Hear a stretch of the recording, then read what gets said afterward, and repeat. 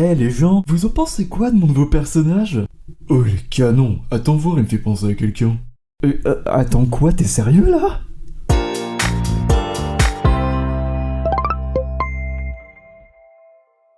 Étant artiste, il m'est très souvent arrivé d'être anxieux par rapport à mes travaux.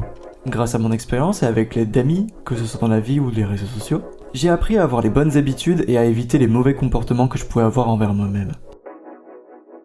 Cette vidéo s'adresse à tous les créateurs. Que vous soyez illustrateur, chanteur, musicien, peintre, furry artiste, music producer, c'est pour vous. Je parlerai de choses évoquant l'illustration de manière très générale, mais sachez que tous les types d'art comptent. On peut parfois ressentir une impression de mal-être dans la création, comme si vous étiez l'imposteur, pas assez parfait, pas assez ceci, cela. On va comprendre aujourd'hui pourquoi il ne faut surtout pas penser comme ça et pourquoi votre art est unique et le restera. Je vais démarrer avec quelque chose qui me tient à cœur, les réseaux sociaux. Ah, les réseaux sociaux.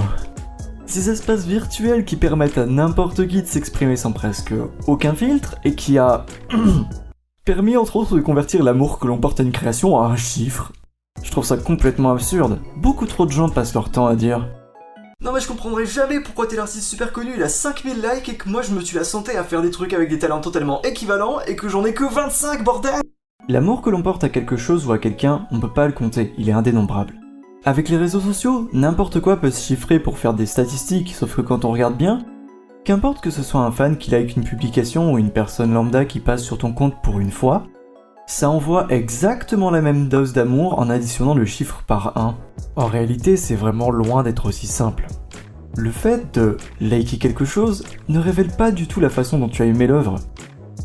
Certains sont super fans de ce que je sors, sont super aux aguets et me font des retours les plus touchants les uns que les autres, alors que d'autres personnes passent juste pour le fait de passer. Et dès lors, on perd cette notion d'attachement au travail de l'autre qui pourtant pourrait carrément valoriser l'artiste. Il y a toujours l'espace commentaire pour laisser un petit truc comme quoi on a aimé, mais peu de personnes le font. Si on devait baser l'art sur des chiffres, alors les gros artistes seraient les seuls à pouvoir exister, sauf que non en fait. Tout le monde a son importance, les chiffres ne définiront jamais la valeur de votre travail. Les chiffres, ça ne marche qu'à la gonflette, au pistonnage. Voici une preuve que j'ai expérimentée par moi-même. Il y a de ça très longtemps, je regardais un streamer qui s'appelle Chris Yim. Il a une petite loutre animée qui s'appelle Chester, qu'il arbore dans ses livestreams Twitch, et je trouve que c'est très mignon. Un jour, je regardais un de ses livestreams et puis je me suis dit « Ah tiens, je vais faire un storyboard d'un de ses extraits, puis je vais le balancer sur Twitter. » La planche était complètement brouillon, juste crayonné comme il le faut, et sans trop me poser de questions, je la mets sur Twitter. 301 likes, juste pour cette planche. Chris l'a vu et l'a retweeté, me mettant sous le feu des projecteurs. Plus tard, pour des projets plus aboutis, je me retrouvais avec 2-3 likes. Je pense que là, sur le coup, je vous apprends rien, mais faisons juste une piqûre de rappel. La qualité de votre travail ne se mesurera jamais au nombre de likes. Jamais.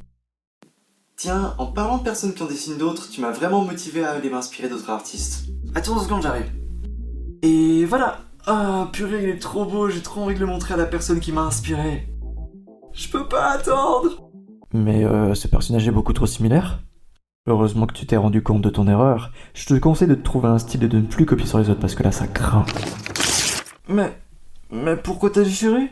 Oh, ça va, c'est rien. Mais je l'ai vu tout à l'heure qu'il était trop mignon. Peu importe. Promets-moi plus jamais tu fais ça. Soyons honnêtes, ça sert à rien de vouloir à tout prix montrer à la personne qui vous a inspiré ce que vous avez fait, sachant que les gens sont parfois pas les plus tendres. C'est ta propre création, elle s'est juste inspirée, donc c'est totalement ok.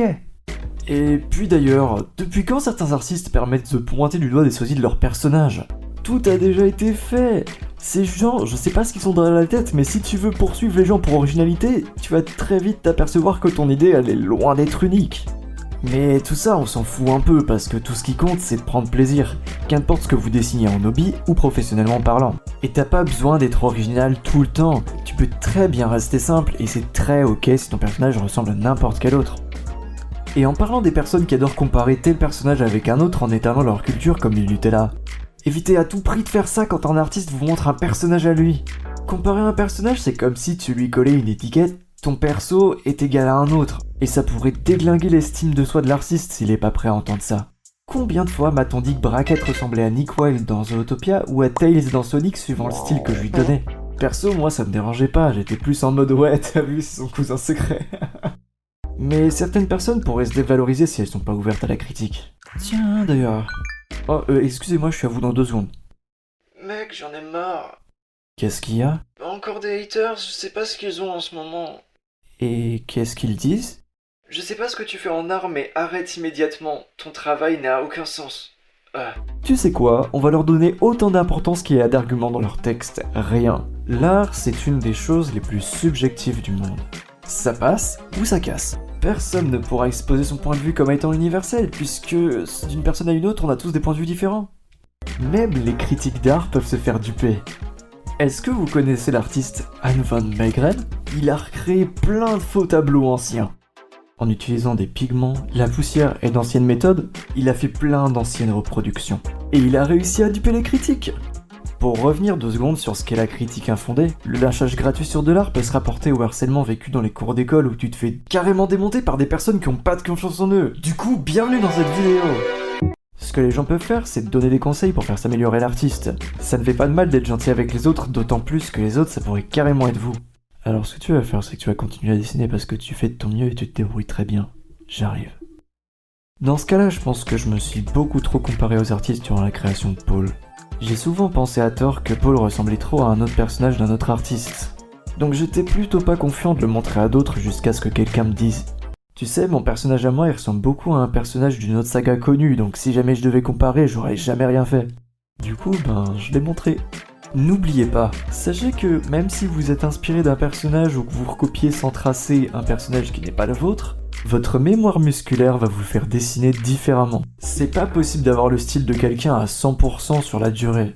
Et même si vous le vouliez au plus profond de vous-même, votre façon de dessiner reprendra le dessus. Et ouais, il y a juste une seule et unique personne à qui vous pouvez vous comparer, et cette personne, c'est vous. Parce qu'à chaque dessin que vous allez faire, vous allez vous entraîner et vous améliorer. Et si vous bavez d'envie sur l'art des autres, souvenez-vous toujours qu'ils peuvent être dans le même cas que vous. Appréciez toujours vos talents à leur juste valeur et prenez-vous comme seul et unique modèle de progression. Pour revenir brièvement sur les espaces d'échange, faites attention à sur quoi vous montrez votre art.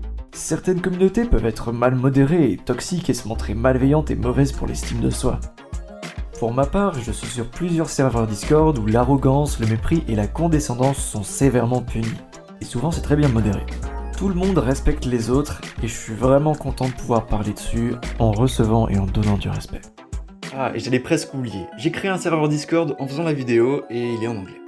Si votre anglais est pas top, n'ayez pas peur de tenter, on est là pour s'améliorer, s'amuser et être créatif, donc pas de soucis. C'est comme ça qu'on s'améliore.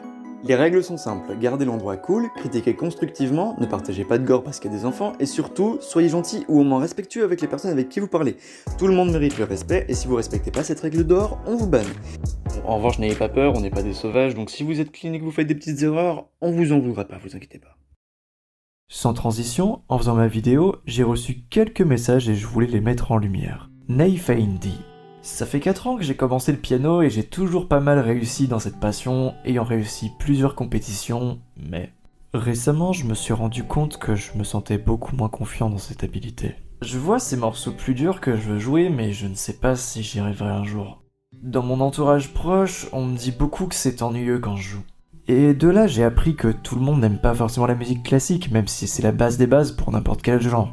Eh bien Nayfain, s'il y a une chose dont tu dois bien te rappeler, c'est que tu passes en premier.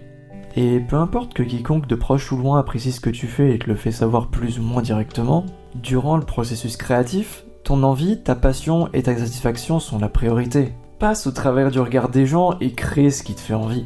Peu importe que, en dehors de la pièce, des gens puissent entendre ce que tu peux jouer. Sois juste content de ce que tu fais et garde ce talent précieux. À propos de ces morceaux difficiles, dis-toi que tu peux le faire parce que bien sûr que tu peux réussir.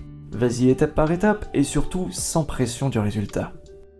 Garen Fox dit: un de mes plus gros soucis de confiance en moi, c'est que je n'ai pas toujours eu le temps de dessiner ou de m'améliorer là-dessus. Je n'ai jamais vraiment pensé que c'était par un manque de matériel, mais plus qu'à un manque d'expérience lié à un manque de pratique régulière. La raison du manque de temps, c'est surtout que je le dévoue à la musique étant compositeur, mais en moi je ressens l'urgence de dessiner parce que je sais que je peux arriver au but où j'ai envie d'aller, et je sais que j'en serai capable à la fin. T'en fais pas. Je ressens très bien ce que tu peux ressentir puisque moi aussi je suis musique produceur sur le côté. Les musiques que vous entendez, c'est d'ailleurs des morceaux que j'ai composés moi-même. Le truc, c'est qu'il y a vraiment aucun mal à faire de la musique ta priorité puisque c'est une partie de tes compétences. Si tu veux te donner plus de temps pour dessiner, tu peux progressivement accorder plus en plus de temps à la chose sur laquelle tu veux travailler. Peut-être que ça te demandera de planifier les choses différemment, ou d'utiliser son temps libre pour faire des croquis sans forcément vouloir un travail bien fini tout de suite.